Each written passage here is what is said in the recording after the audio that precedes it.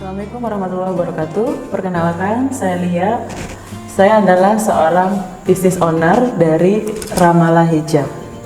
Awal mula berdirinya Ramallah Hijab saat itu tahun 2017.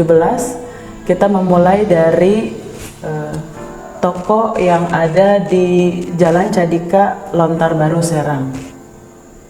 Ramallah Hijab bergerak di bidang Muslim fashion, jadi kita menjual gamis, kerudung, peralatan sholat, terus juga mukena dan lain sebagainya. Segmentasi pasar kita adalah ibu-ibu muda usia 24 tahun hingga 45 tahun. Kemudian awal cerita dari berdirinya Ramallah Hijab ini, mungkin teman-teman di luar sana belum pernah dengar sebelumnya, saya hanya cerita di channel ini. Nah, awal perjalanan Ramallah Hijab, kita cuma punya modal 20 juta rupiah. Sedangkan 20 juta ini kita harus bagi-bagi untuk sewa toko, untuk modal awal, kemudian juga untuk renovasi toko. Gimana caranya supaya 20 juta ini cukup, dan sekarang berkembang, alhamdulillah sudah berkembang menjadi lebih besar lagi. Awal mulanya kita berniat mendirikan Ramallah Hijab ini, kita sebagai toko dengan menjual multi brand, multi produk. Jadi yang menjual segala macam, mulai dari mukena, sajadah, kerudung, baju dengan berbagai merek. Nah, itu di awal kita lakukan, menjual semua barang yang dibutuhkan masyarakat, terutama fashion muslim. Berjalannya waktu, pelanggan sering bertanya, mana nih, ini produk Ramallah Hijab atau bukan ya, gitu. Kita nggak mau berbohong, memang kita sampaikan memang ini bukan produk Ramallah Hijab, tapi memang kita beli ulakan atau grosiran. Nah, tapi dari awal pertanyaan inilah yang banyak sering muncul, menjadikan kita semangat untuk menjadi produsen hijab dan gamis di tahun 2020. Nah, teman-teman, jadi memulai usaha itu sebetulnya bisa dimulai kapan saja. Tidak harus menunggu modal yang banyak, tidak harus menunggu persiapan yang matang. Buktinya dengan kita modal 20 juta, kita bisa mendirikan, alhamdulillah dengan izin Allah, kita bisa mendirikan toko offline yang notabene biasanya membutuhkan modal yang tidak sedikit. Nah, strategi yang kita lakukan adalah, pertama kita kasih DP dulu 500.000 kepada owner toko. Alhamdulillah beliau baik banget, mau dan mengizinkan kita membuka toko di awal. Sebelum melunasi, waktu itu sewanya kalau nggak salah 13 juta. Jadi kita hanya DP 500.000. Nah, kemudian setelah mengisi toko tersebut, kita DP lagi 5 juta. Sisa uang jadi 14.500.000. Kita bingung dong ya, gimana caranya? Apa yang mau kita jual dengan modal seperti itu? Sedikit. Nah, belum lagi untuk renovasi, untuk beli peralatan, untuk display kerudung dan gamis. Kita mulai kebingungan lagi nih. Akhirnya kita tetap menjalankan bisnis ini, walaupun ya sangat amat seadanya, tetapi kita mikir strategi apa nih yang kira-kira bisa biar tertarik orang lain datang. Nah, akhirnya kita menawarkan, menghubungi beberapa teman, mereka bisa menitipkan barangnya secara gratis di Ramallah Hijab. Akhirnya datang, ada yang nitip boneka, ada yang nitip sajadah, ada yang nitip gamis, baju, nggak apa-apa, sama produknya pun nggak apa-apa. Ada juga malah yang nitip sabun, ya kita terima. Ada juga nitip mukena. Akhirnya toko yang tadinya barangnya sepi mulai agak sedikit rame, menarik pembeli. Dan beruntungnya saat itu kita memulai usaha hijab ini menjelang Ramadan. Jadi kurang lebih dari 1 bulan langsung banyak customer yang datang ke toko Ramallah Hijab, alhamdulillah. Nah, teman-teman, dalam berbisnis selalu ada tantangan dan halangan, tetapi yang menjadi pembeda adalah bagaimana kita menyikapi tantangan dan halangan tersebut.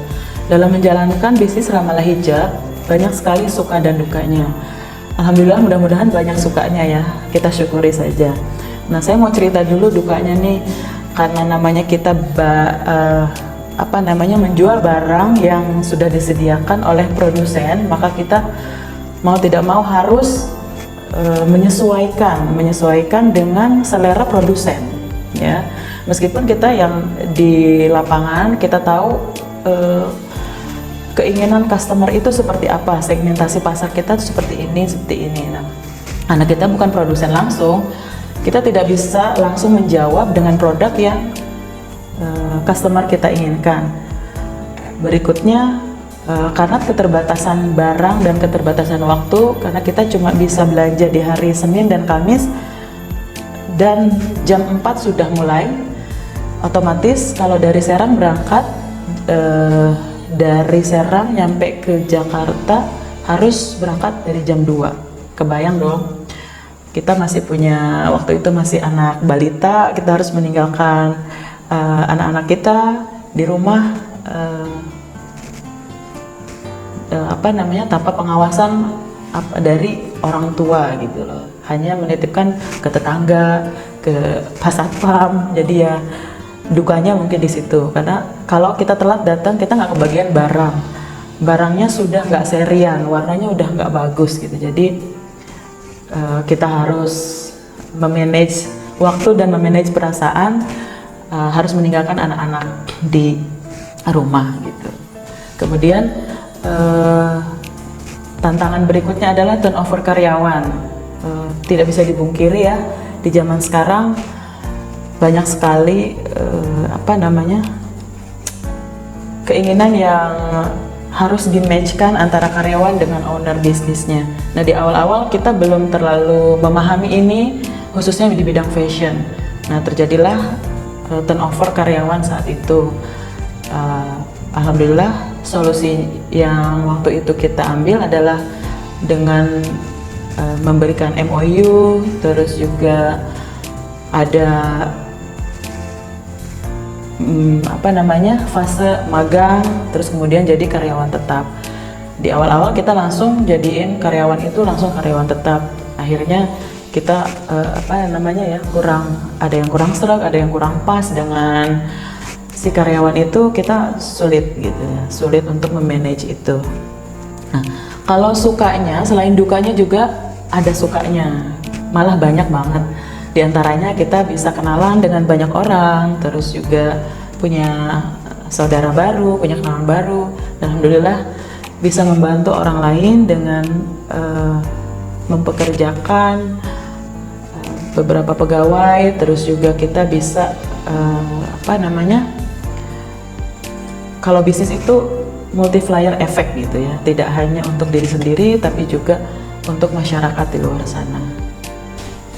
Nah teman-teman, karena suka duka yang tadi kita temui, awalnya kita nggak berani nih jadi produsen gamis dan hijab, terutama di kota Serang. Kenapa? Karena saat itu tantangannya nih akan sangat besar nih kalau kita jadi produsen, mulai dari gimana cara penyerapan barangnya, bagaimana memilah bahan, dan juga mencari vendor-vendor atau konveksi untuk menjadikan kita mitra. Nah saat itu berjalannya waktu, berproses, alhamdulillah kita menemukan hot button kenapa kita ingin jadi produsen. Nah ketika jadi produsen, di sinilah masalah akan muncul. Masalahnya adalah gimana cara kita menghabiskan barang yang kita produksi. Muncullah tapi kita meneruskan strategi yang sudah kita terapkan ketika menjadi Ramalah Hijab yang grosiran, bukan produsen. Ketika Ramalah Hijab menjadi toko grosir, kita punya beberapa reseller, ada kurang lebih 30 reseller saat itu. Jadi alhamdulillah kita tidak begitu kesulitan dalam mencari reseller untuk menjualkan kembali produk-produk kita. Saya mau sedikit cerita gimana strategi dalam membangun tim reseller yang kita jalankan di Ramalah Hijab.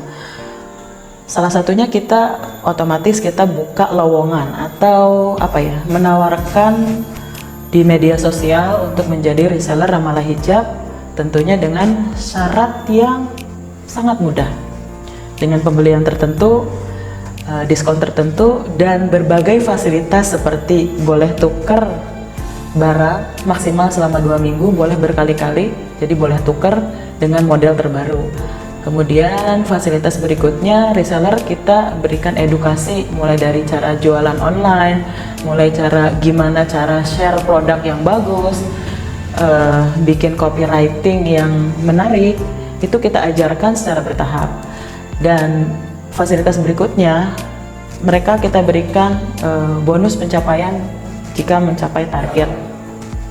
Kemudian mereka juga kalau menjualkan barang Ramalah Hijab itu mendapatkan poin yang bisa ditukar dengan hadiah. Nah, hadiah yang tahun ini kita adakan itu grand prize-nya adalah cincin emas.